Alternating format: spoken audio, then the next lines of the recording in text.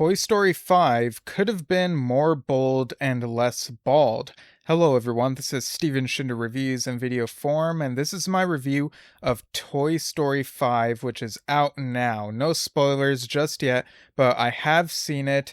I like it. I think it's good. However, it's my least favorite of the 5 films. What it does right is it shifts the focus to Jessie. She is very much the main character here. She and the toys are trying to help Bonnie make friends, and they fear that devices like the lily pad, this tablet device, and such are replacing them and perhaps not approaching friendship in the best, most authentic way. It's a type of plot that feels like it should have been done years ago, honestly, and I do recognize that their plight to help her make friends feels similar to Inside Out 2. While I do think Inside Out 2 was the better film, I was still invested in these characters we've come to know and love over the years. And Jessie also has to reckon with how she ultimately feels about her past friendship with Emily, the first kid who owned her. Something we've known about for years that she's been broken up about. All of that generally worked for the story. Where the film fell short for me, however, was enforcing Woody's presence into this movie and giving us more buzz than this plot really required. I know people were heartbroken about Toy Story 4 separating them, but I've always admired that ending and the way that film worked as a character study for Woody. People always talk about how Toy Story 3 was undermined by Toy Story 4 because Bonnie doesn't pay attention to Woody, but she's a kid. Of course she's gonna forget things and gravitate more toward Jessie. Now, Toy Story 5 showing that the separation wasn't as permanent as we thought, that bothers me more. With some of these Buzz and Woody elements, it felt to me like there was too much going on in Toy Story 5, and it could have been streamlined had they fully committed to this being Jessie's movie. And don't get me wrong, it definitely feels like Jessie's movie first and foremost. But it also feels like Disney, Pixar, and perhaps a good chunk of the audience simply cannot let go of the idea of Woody and Buzz being the permanent faces of the franchise. While my focus in this video will be more on these issues, I just want to be upfront and say I still think this was a good movie. My score for it at the moment is an 8 out of 10, though I'd include an asterisk noting that my score could go up or down a quarter over time. So, without further ado, let's get into the spoilers. I knew the army of Buzz Lightyear's idea would be in this movie ahead of time, but I was surprised the movie began with this. The idea was discarded from development of an early version of Toy Story 3, so it's kind of funny we see these Buzzes who kind of look literally tossed aside as the storage thing they're in has washed upon a shore. I also couldn't help but look at this as a metaphor for the disappointment that must have been felt over the box office disappointment of Lightyear, a film that I actually thought was fine, but definitely could have had a better third act and better context for when that in-universe movie released in the Toy Story timeline. Also, there's a moment where our Buzz tells the other Buzzes that Zurg is their dad. This, coupled with Zurg saying as much in Toy Story 2, kind of confuses me in light of the Lightyear movie going a different direction with Zurg's identity. Though, if I remember correctly, the Lightyear movie might have left room for another Zurg. So, was a sequel made quickly after the 1995 Lightyear film that reveals another Zurg, who is actually Buzz's dad? Because on the surface, this moment in Toy Story 5 almost reads like Pixar telling the audience to forget the Lightyear movie. Honestly, I kind of would have preferred for the army of high-tech Buzzes to look more like the Lightyear iteration of the character, if they absolutely had to be a thing in this movie. That at least would have been a different flavor. some more detailed, more movie accurate buzzes, kind of like the Star Wars Black Series figures. It's kind of funny to imagine Pixar being like, Lightyear didn't work, the twist didn't work. What works better? Oh, having more buzzes than even that movie had. This kind of reminds me of the Army of Chucky's idea alluded to in the Child's Play 2 novelization during the factory scene. An army that wouldn't be revisited until the seventh Chucky film, Cult of Chucky, and the Chucky TV series that followed. Well, they start with a few Chuckies, and then, without spoiling, they squander the army of Chucky's idea, in my opinion. It's not as large scale of a thing as you might think. By the way, a while back I spent each day of October recapping and reviewing each Chucky movie and episode. Go check that out later. But yeah, I feel like the army of buzzes idea was honestly wasted here as well. They do take part in the climax, but I feel like you could have done that with some other high tech toy. It's crazy to me because this is something toyed with, see what I did there? 20 years ago, and you bring it back because this film touches on tech related toys, and you've got this tenuous connection with the buzzes being high tech, but that connection doesn't really link into the themes in as meaningful of a way. You kind of could have done this movie without the army of buzzes. It's not a bad idea on its own. I actually thought the shot on the shore of the buzz looking for the other buzzes was beautiful. I loved seeing them learn about themselves, how they freeze when humans are around, which I guess solves a Toy Story 1 question. They freeze instinctually and it's out of their control. I guess it's part of their programming. And it was nice seeing how they bond with nature, the animals, and also the humans as well. This could have been a short film or TV special all on its own. But they force this connection with how they follow Star Command, then follow the shining star in the sky and sail across the water, ending up somewhere not too far from the setting of the rest of the film, meeting up with the rest of the toys because they conveniently see the listing online about Jessie and Bullseye being lost and found toys, and they end up going toward those characters because of the star badge that Jessie wears in the picture. It just all feels too convenient and very much a kitchen sink approach with all these ideas thrown together. And that's one of the weird things about this movie. It kind of had some conveniences that felt too convenient.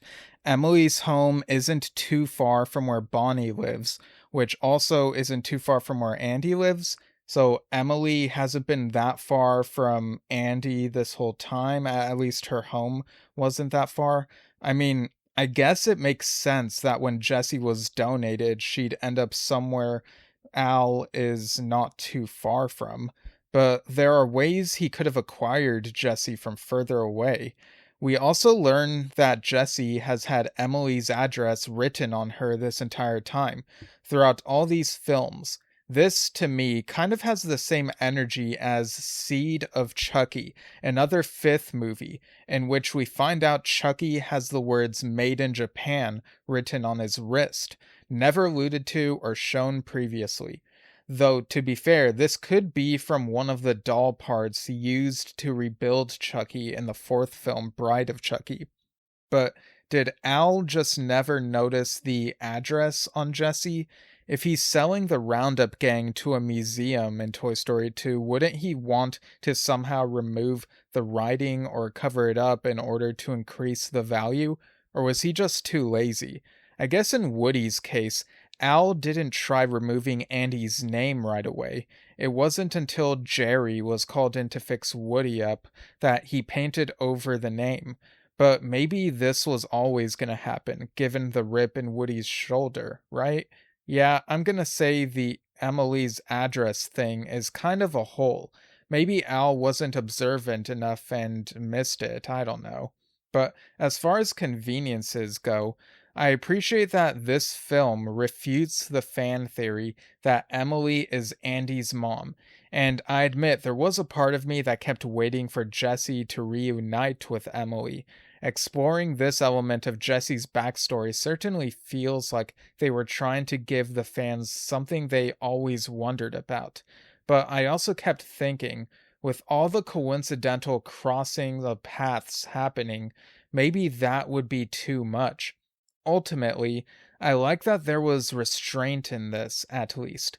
While some fans might be disappointed that there was not a full on reunion between Jesse and Emily, it felt realistic to me.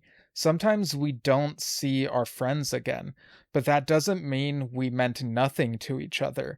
This especially is evident when Jesse learns that Emily had a daughter named after Jesse.